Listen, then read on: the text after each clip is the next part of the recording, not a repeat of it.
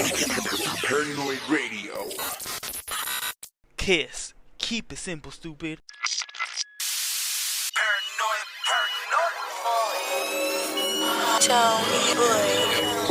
I'm paranoid. I'm paranoid. I'm paranoid. Bitch, I'm paranoid. I'm paranoid. I'm paranoid. I'm paranoid. Bunch of paranoid.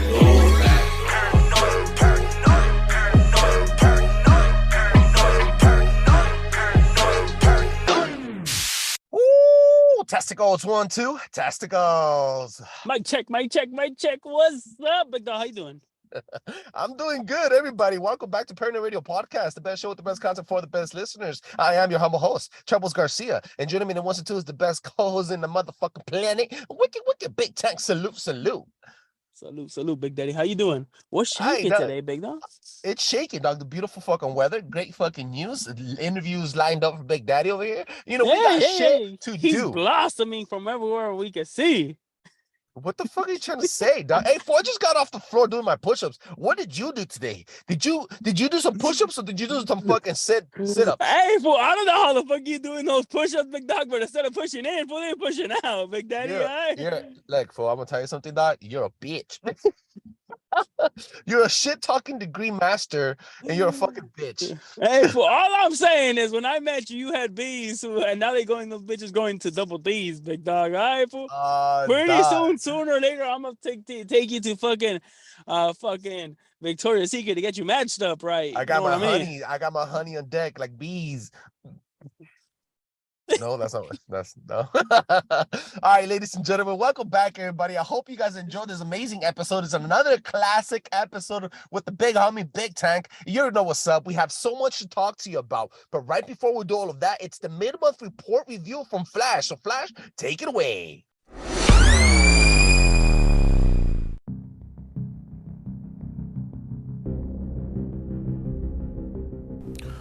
Well. It looks like all the conspiracy theories, quote unquote, that we've been talking about here about Ukraine and Zelensky have all turned out to be 100% fact. And one of the ways we know that is this most recent leak by the 21-year-old Air National Guardsman, Teixeira, first-class National Guardsman, Air National Guard. He supposedly had access to top-secret compartmentalized information and had the hard copies of this information and put it out on a Discord channel, which is a gamer chat group, essentially. And so many things are wrong with this story. No way an Air National Guardsman, 21-year-old first class, would have hard copy access to top secret compartmentalized information, right? Just absolutely no way. And Kash Patel confirmed that. Was the prior Secretary of Defense, Chief of Staff, so he would know, obviously, under the Trump administration. So, obviously, this leak is deeper than just this kid. Maybe we'll find out, maybe we won't. But what's more important, and what the media is completely ignoring, because watching the media actually protect the government and go after a whistleblower, which essentially what this kid is very telling about the state of our media and the state of our country right now. Just look at Julian Assange, too. How we treat these people. Snowden, similar situation. So now they want us to believe that this young kid had access to this information and he did this on his own. I don't believe it for a second. But what's more important is the substance of the leak, not who leaked it. Because in these documents, it lays out perfectly exactly what we've been saying about Russia and Ukraine, about how our government and Joe Biden have been lying their fucking asses off since day one, that they wanted to get us into a hot war with Russia, and now we find out that we actually have troops on the ground in Ukraine. Fighting a hot war with Russia without congressional approval, which is an impeachable offense and is an act of war. So, why are we protecting Ukraine this much? Why are we risking World War III to protect little old Ukraine, who's not a part of NATO, who is not officially an ally, who has no strategic or national security interest for the United States of America? Why are we protecting it so much and risking so much? Well, that's because Ukraine is filled with United States funded and operated biolabs.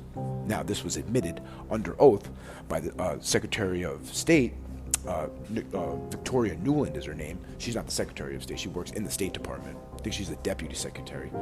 And she admitted this under oath, that yes, the CIA has biolabs there. Now, they said they're for defense purposes, but that's just ridiculous. The United States doesn't work in defense. We work on offense. We export our insanity all over the place, and we do whatever we have to in order to do that. And our country protects secrets better than any other, or they try to anyway. So knowing this information, Putin knows that we have biolabs there. This was what the whole reason he went into Ukraine for, because Ukraine threatened to join NATO, and Russia said, absolutely not. We don't trust you. That would be like China putting troops on Mexico. Our government would feel a little uncomfortable about that too. So Putin went in there on a military operation, directly going for the biolabs.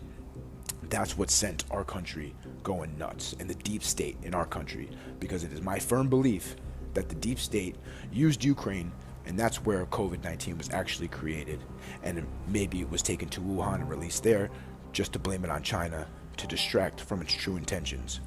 Because if you think about it, Xi Jinping and Trump were making a lot of good trade deals right before COVID hit. The relations with China and Trump were actually improving. We were making huge trade deals, taking in hundreds of billions of dollars in tariffs for the first time ever. The deep state didn't like that. They don't want a strong China and a strong U.S. relations. They want China as the bad guy, as the boogeyman. The same with Russia. Trump was making great headway with Russia. The deep state didn't like that. COVID-19 was a perfect way to reassemble the geopolitical order and throw everything off. All of the progress that was made in the Middle East, all of this. Now look, Saudi Arabia is moving away from us, joining with Iran. The BRICS nations are coming together and leaving us out in the cold, like a red-headed stepchild. You got African leaders literally calling out the U.S. for the insanity that we've been pushing around the world. Okay, they are literally calling us crazy. And now they're working with China and Russia, because China and Russia are talking about the important things, like how to shore up their national security in Africa, how to trade resources, how to get off the U.S. dollar. And now that these countries are getting off the U.S. dollar, they have a little bit more wiggle room to say what they really feel about the United States, because now we can't hold them hostage with sanctions. This is what's so important. Now, on its face, it looks like it's really bad for us, and that, things are going really, really bad. Yeah, they are in a way, but also this is exactly what needs to happen for us to go where we want to go. In order for us to gut the deep state out of our system, we need the world leaders to stand up and call it out on the world stage. Because it doesn't always have to come from the American people. A lot of us are still asleep, and that's okay. But these world leaders are waking up. And now that they're able to speak up, they are. And now you could say what you want about countries like Russia, but Russia is a Christian nation. They believe in God. They want what's best for the world. I truly believe that. If you listen to Putin's speeches, he lays it all out. Exactly what's going on in America with the LGBTQ push and the trans agenda, and with the children, the satanic elements of Hollywood, all of it. They know what's going on. The enemy of my enemy is my friend. Now let's move forward with Trump and the indictments and all the ridiculous bullshit that's going on with him. Obviously, we know it's ridiculous. Okay? Alvin Bragg, one of the worst DAs in the country, Soros-backed. He's a Soros puppet, and that's what this comes down to. This is how scared they are of Trump. They're willing to break every single rule there is in order to take him down. But what they don't realize what they're doing is that they are setting the precedent that a local DA in any state can indict a former president on literal paper crimes for filing paper wrong or for paying somebody off not to say something.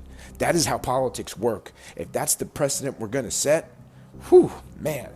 If I was any Democrat out there, elected official, former president, I'd be real nervous, because now all we need is one DA, local DA with a backbone, one MAGA Republican out there willing to do the investigations. And not only that, we can now open source investigations. So if we get one of these DAs that want to open source the information that citizens can bring in evidence to produce, then we can start doing that too, because we all know how much evidence we all have about the corruption of the deep state and the globalist Democrat Uniparty.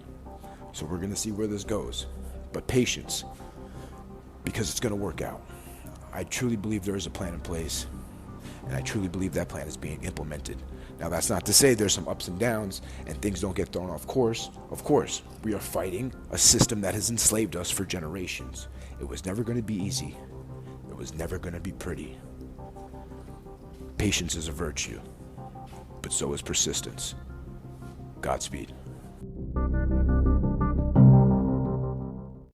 What the fuck? And that was a one-shot kill, and I am so proud of Flash for doing that shit. Like I said, I keep mentioning to him that he should start his own fucking podcast, and maybe all of you guys should start listening to his shit. He has some deep state report every single fucking month, 2 times a month on our show, the beginning of the month and in the middle of the show as well. Now for the main topic, the main course meal with Big Tank. Big Tank joined me today, and this is a topic that you guys wanted us to fucking do. It's a very interesting topic. I had a lot of fun doing the research. As a matter of fact, Big Tank laid down some fucking theories on a theory about the whole situation with the Spear of Destiny, the Holy Lands. Right before all of that, please allow me to jump in from deep into the pool and set the fucking mood and do the introduction. Ready? Well, before you do that, today we are sponsored by Paranoid Radio. Woo!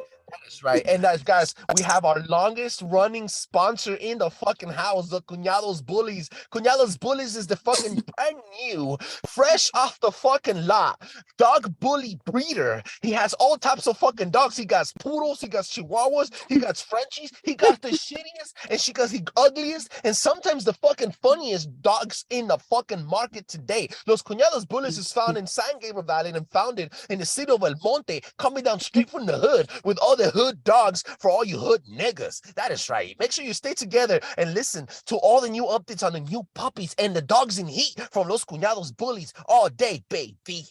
Hey, that was yes, hot. Sir. Yes, sir. Yes, sir. Yes, sir. One of my official stud, my main dog, he's out here. Look at that. If you don't like that quality, ain't nothing wrong with it. Los Cuñados Bullies is a fucking badass. So Big Tank, for the people that don't know, Big Tank is becoming a dog. You didn't get it. You didn't get it. I was talking about you. Oh, you're talking about me? You my top quality. Woo! All right, ladies and gentlemen, Big Tank. They're gonna think the dog has the Down syndrome. That's fucked up. That's fucked up. Big Tank he became a dog breeder, and he has a couple of dogs, a couple female dogs, and he is getting ready for the season. And he has worked out with me in a sponsorship trade with me. He's not only going to be giving me his time, but also be paying for promotion on the show for Los Cuñados Bullies. So right now we don't have an official endorsement with him yet, but I need you guys to follow him and follow his new fucking adventure. It's called his new business trait. It's called Los Cuñados Bullies on Instagram, Los_Cuñados_Bullies on Instagram. Make sure you check them out, guys, and get ready to buy. You know what? The hardest dog in the market right now is a fucking Frenchie, and this is not a dog fucking show, but I must say his dogs are fucking pretty. They're playful, and they're very, very nice to be around kids. So very kid friendly, very family oriented type of dog. So make sure you check them out, like guys. Los Cuñados Bullies. This is not the official commercial, but let's fucking get it ready and let you guys know what we're already gonna start speaking on. Love. Appreciate it. Let's get it, big dog. Let's jump off the deep end of the pool. Let's get it, big dog. Check this out. Behind a thin pane of glass in ancient cathedrals and museums, there's a lance that pierced the side of a living god. From the hole that it punctured comes forth spilled water, wine, and blood. It is among the holiest relics in the planet, a symbol of power in war, a symbol of reign and legacy of rulers, and a symbol of collapse for empires and nations. Perhaps it has been introduced. Perhaps the spear is now attached and stitched into your life, into what you worship most, giving power to a new ruler or an assembly of quiet rulers. The movie Constantine depicts the relic as a possessed thing by a visible evil demon. But perhaps the demon isn't a horned figured one. Instead, it is greed, power, and lust over people. And through that, the thirst of blood and souls. Welcome to the Spear of Destiny. Intro, Big Tank. Yes, sir. Yes, sir. Okay, so there's a lot of historical value here. So we're gonna have to go through that too as well. Okay. So let's start off. What is the Spear of Destiny? What the fuck are we talking about? You might be thinking a toothpick. You might be thinking something else. Officially, the Spear of Destiny that we are talking about is the one that punctured Christ to make sure if he was alive or dead. The one that they actually show in every single crucifix that you see. You will see Jesus with a slight gash right here.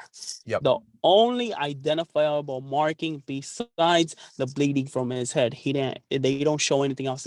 They show no more bruising, nothing else was ever depicted in it. And the fucking nails that stabbed his fucking hand and feet. Yes.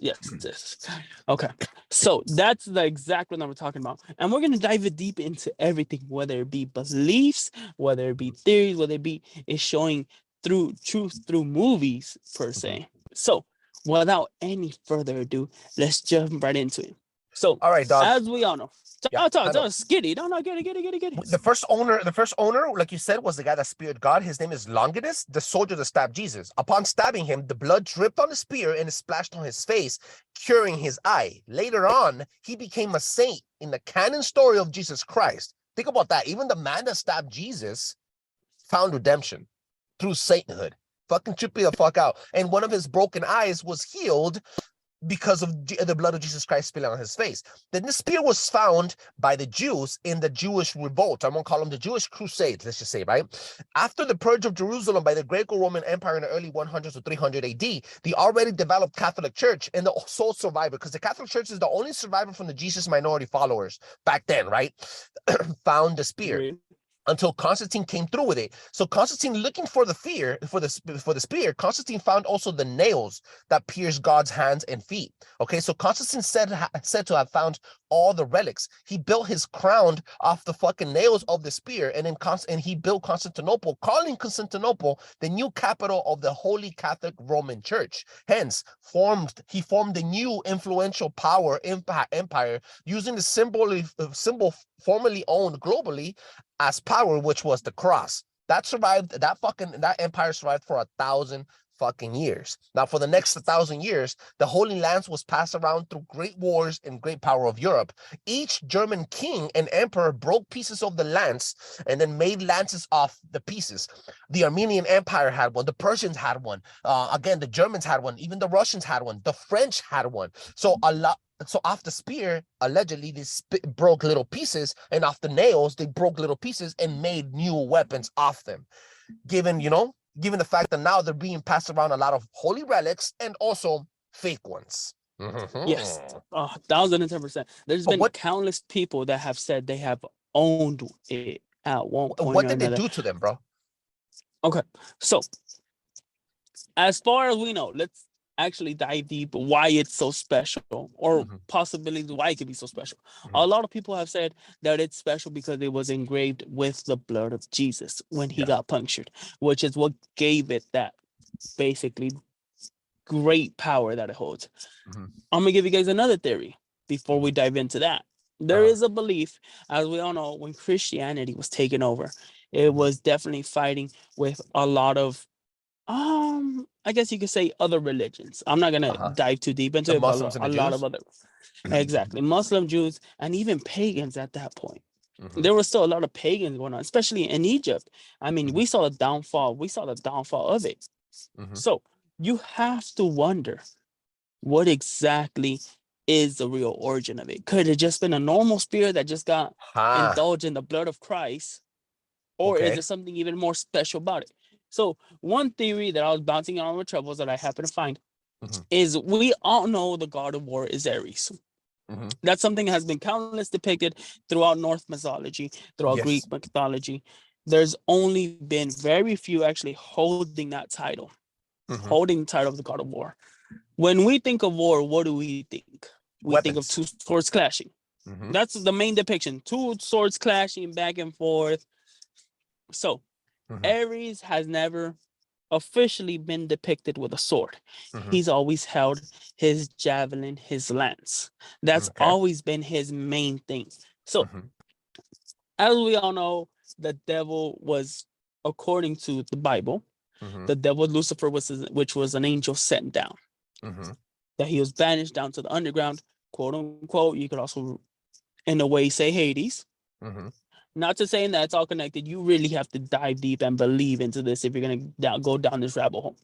But it is said that the javelin or lance, however you want to put it, was actually sent by the old gods, the pagans, as a sign of the disrespect that they had occurred. Remember, Christianity is the only religion that has officially lasted this long.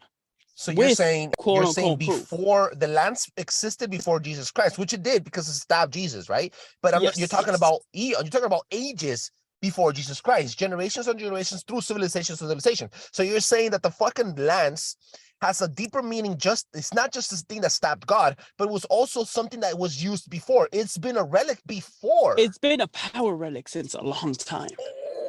Which is why they were able to kill God. This makes a lot of sense. This makes a lot of fucking sense. You have to really believe in it. You have to really believe in it. I mean, you have to really just fall into the whole idea of it. You have to remember. I mean, what's the best way for something to start? By taking something old, right? Which is what Jesus did. Believe it or not, it sounds really nice and applicable. Jesus walking around and telling people, look, this is a real religion. Follow this. Yes. Okay. But look at it from another point of view. If you look at it in today's sense, I mean, somebody comes to you, hey, come and work for me. Technically, they're poaching you, right? Yeah. How would your employer feel if he actually found out that somebody's going to the job? Hey, no, come work for me. Same thing, better pay. And they do anything to keep the power. Exactly. You have to remember with the whole movement. A lot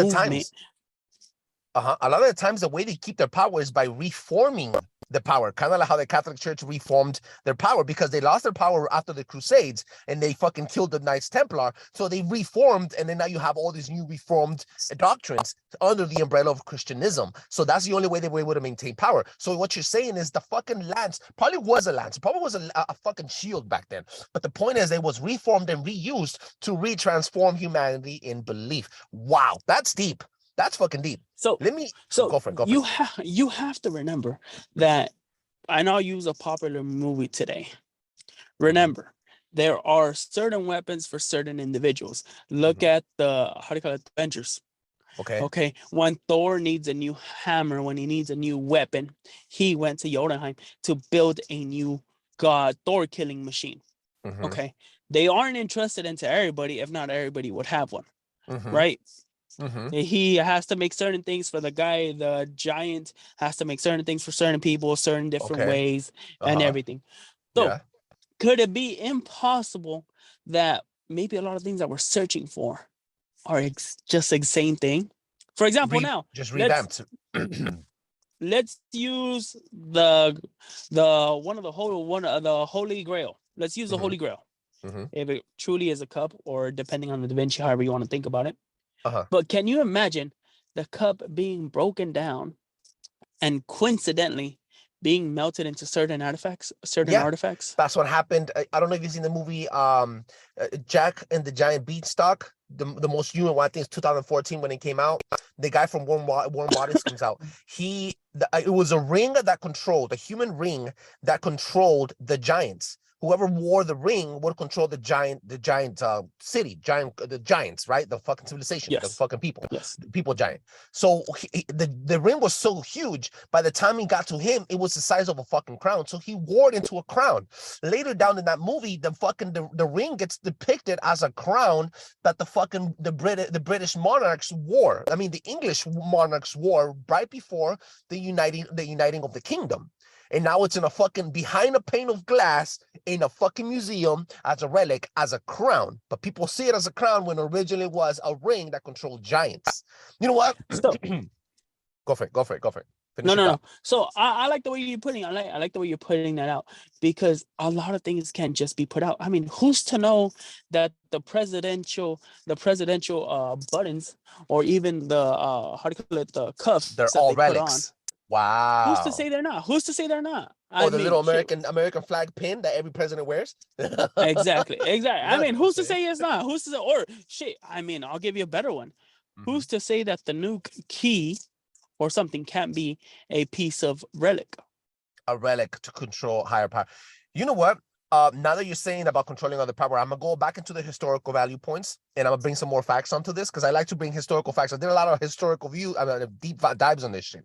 Genghis Khan, Vlad the Impaler, aka Dracula, Muslims, Turks, the Byzantines, Charlemagne, Napoleon Dynamite, not the movie guy, Napoleon the fucking Conqueror, the little short guy midget, and the Habsburg family in Northern Europe all wielded or pieces of the Holy Lance. Check this out. After the Reformation of the Church and the fall of the Catholic Rome, Nations and kings rose from the ashes, right? After skirmishes and battles, castles and kings married and intertwined to families and city kingdoms. Check this out. This brought forth nations and flags and battles of nations like France, England, Poland, and Germany and Russia. Each kingdom ruled by a family member of a family member. By World War I, Germany, France, and Russia were owned by brothers and cousins, dog. This is fact. Go look it up.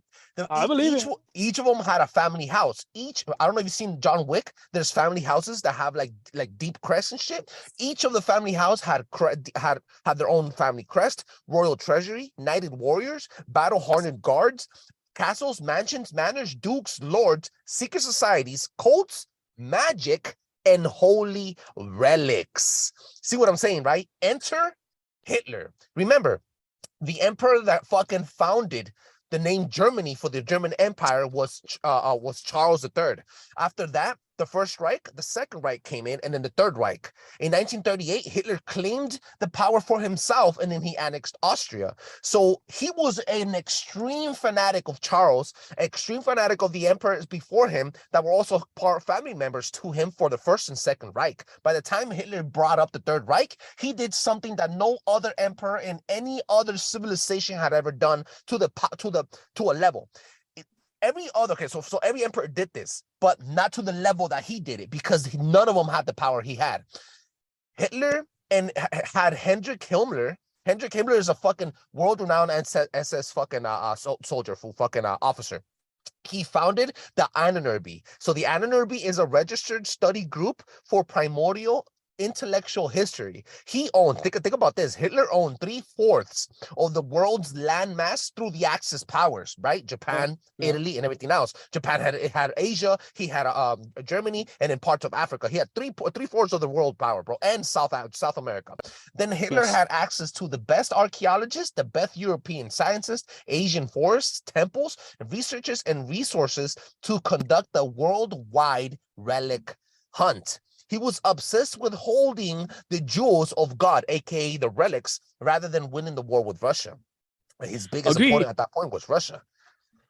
Agreed. Okay, so as far as we could tell, I mean, I'm gonna give you the best example so you could understand the power of greatness that could have been probably bestowed on the artifact. Yeah. So if you guys haven't, it's a really famous, real comical movie called Tenacious D. Okay. One of the best showings of Jack Black, his actual playing skills. I enjoyed that movie. Definitely shit. So if you guys remember, they basically find out that the pick of destiny has been used by all the great musicians. Okay. And that's how they've been able to stay so great, while they were able to reach these high climaxes of fame and power throughout. Yes. Robert Johnson, Jimi Hendrix, and himself. Yep. Yes. So if you put that into perspective, the pick has been moved. Think of the pick being the spear, moving and actually gaining, in this case, instead of fame, gaining power. Wait. Gaining power and giving power to whoever wields it. Yes. Okay, so put it into perspective. You're saying the pick of destiny was kind of like a offshore of the real story of the spear of destiny. Yes. Get the fuck. So would you say that the pick of destiny is telling you the message where maybe the spear of destiny is still around, and maybe the spear of destiny is maybe stitched into your life, in your face, not just as a spear of destiny, a fucking symbol of war, but instead the spear of destiny represents now a symbol through music or entertainment where we are now controlled, and whoever wields it controls us by using it in music or in the news or whatever it might be. Whatever it might be. I mean, because you have to remember, okay, so Napoleon had all these conquests where he seemed to be outnumbered. Okay, and I'm on top. Yes, and they praised him for being a strategic guy and everything. Don't get me wrong, I'm pretty sure he might have been. But can you imagine going in and not being able to lose, not being able to do anything about it? I'll give you a better one. The Revolutionary War. There's no way in hell we should have won it. No way in hell whatsoever. How the fuck in 1776, how was it a fucking batch of farmers with no teeth, uneducated, inbred, sometimes was able to fight off a whole monarchy. No, two whole monarchies. Exactly. And then be able to fight the Spanish Empire too. Wow, that's intense. Okay. I'll give you another one. Uh-huh. The Ukraine and the Russia war. How is Ukraine holding them off? How are they pushing forward with nothing similar to what Russia has in military power? I'll give you this. You remember Scorpion King, the original? Yeah. With Dwayne Johnson? Yeah. Check this out. The guy, Lebanon, the leader of the fucking city, destroys the Acadians, destroys every other fucking culture through war. And the only reason he's winning is because he has a witch that's a virgin. Before The Rock came and put his fucking massive Samoan dick in her, she was the fucking source of power for Lebanon. You get what I'm saying? Yeah. After he lost the witch, he couldn't foresee his future anymore. Then he lost his throne the day after she got fucked, right? Now, let's put it into perspective. Let's just say her powers got out of him and went into the sword or the fucking the bow and arrow of The Rock. It's just, I mean, hypothetically speaking here, what entertainment has told us, putting two pieces together, and your theory of the reintroduction of power through a fucking artifact. You get what I'm saying? Yes. That's 1,010%. Check this out. I mean, it's definitely something out there. I mean, it's up to you if you want to believe it or not. Do your own research. If you guys don't believe us, do your own research. Find something else. Hit that common ground. I mean, it's definitely something out there, though. You know what, bro? Charlemagne, Napoleon, and even Dracula, the Vlad the Impaler, had, and even Charles III, had ancient paintings covered in gold saints, golden-plated bones, skulls, crowns, robes, swords, shoes, chainmail, and the nails that pierced Jesus Christ's hands and feet, and even his thorn crown plated in gold as fucking relics after they fucking passed. And these chapels are still found all over Europe. You know, people believe, the thing that I really honestly believe that the only reason that that these emperors had so much power was because they put so much faith into that fucking artifact, like the US dollar. The only reason the US dollar is so powerful now is because people believe that the US dollar has some sort of power. But you take that power away and you take that belief away from the US dollar, it'll collapse. The cross, check this out, the cross, for thousands of years, the cross was the most unified and unrivaled symbol of power until the US dollar symbol came out. Today, the US dollar symbol is the equivalent power of that fucking cross. And once the US dollar collapse, the introduction of a new symbol will come up, a new power, new artifact that will globally control the world. So putting into conjunction and putting a closure into your theory of the introduction of the artifact, the US dollar, the artifact is in every single dollar. And maybe not by piece, not the piece, but maybe a symbol of it that represents that fucking spirit of destiny and unrivaled power. The Spear of Destiny, the Pick of Destiny, these are relevant fucking theories that you brought in together. Today, fool, it was you bringing the theories. That was, I like that shit. It's just the fact alone that Napoleon was able to fight off many fucking trenches. The 1776 U.S. Revolution War against France, against fucking U.S., and then France joining the power, and then helping us against the British, etc., etc., etc., etc. All of this puts to show that maybe dark magic was in different areas and landlines, and obviously we were using not only magic but the power of relics. Agreed. I mean, it's superstition. I mean, for example, I'll give you another good one. If somebody believes something so much in it, there is a chance it holds a power to somebody. For example, Michael Jordan wore his college shorts under his pants for a lot of seasons, saying that it definitely would help him out, especially in the playoff games. He would wear his old because he held that much power to it. Get the fuck he out really did. So I mean, could it be people believing in it that could affect it? Yeah, it definitely can. The whole placebo effect, we've seen it in people. Oh, to them drinking non-alcoholic beer but not telling them, and them getting that drunk high, that brain feeding them because they're saying they're getting drunk. I mean, it's definitely possible. The strongest power in the universe, is it comes down to 4-letter word for it's called love. When you're in love, you don't believe your wife is cheating on you. When you're in love, you don't care what people look, how you look or nothing, as long as your family is doing well. When you're in love, you have so much faith in different things and nothing corrupts it, nothing stains it, nothing shakes it, right? You're in love for that specific thing.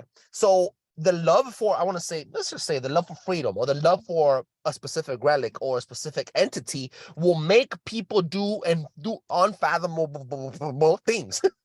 You know what I'm saying? Things that you will never fucking believe. That's what I'm trying to. So I think you're onto something, dog. You're onto something. So maybe the Spear of Destiny isn't a really special relic. Maybe the Spear of Destiny is just a legacy, the representation of what love and faith can really do. Damn. 100%, 100%. Hey, anything's possible. Hey, like we've said. I mean, we've only discovered 10-14% of our human brain, and if you want to look at Lucy, there's a bunch of things the brain can do or encourage you to do. So I mean, why not? Definitely, why not, big dog?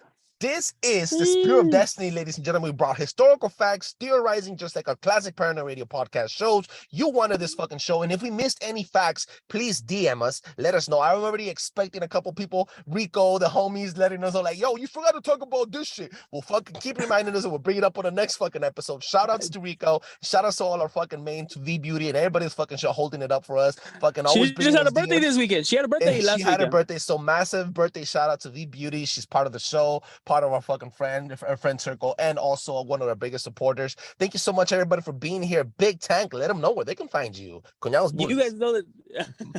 You guys know the deal. Catch it at EKNAT.626, EKNAT.626. Go check out Los Cuñados Bullies. Go check it out. Show me some love at Los LOS _ Cuñados CUNADOS _ Bullies BULLIZ. That is right. Los Cuñados Bullies on lock with the fucking fresh dog is on the block. Woo! That's right. And this is Trebles Garcia. Join us on ParanoidRadio.com, and you'll be able to find all the links to Los Cuñados Bullies also on our drop-down menu for links and special guests. Guys, make sure you keep subscribed. Stay tuned. Drop a 5-star review on Apple Podcast. Stay tuned to fucking Amazon Music, which we're now available on every fucking platform, mainstream platform. I'm so happy to say that, guys. And make sure to stay tuned for the next fucking show. Thank you so much, everybody, for being here. This is Paranoid Radio Podcast, ParanoidRadio.com. Peace out. Till next time.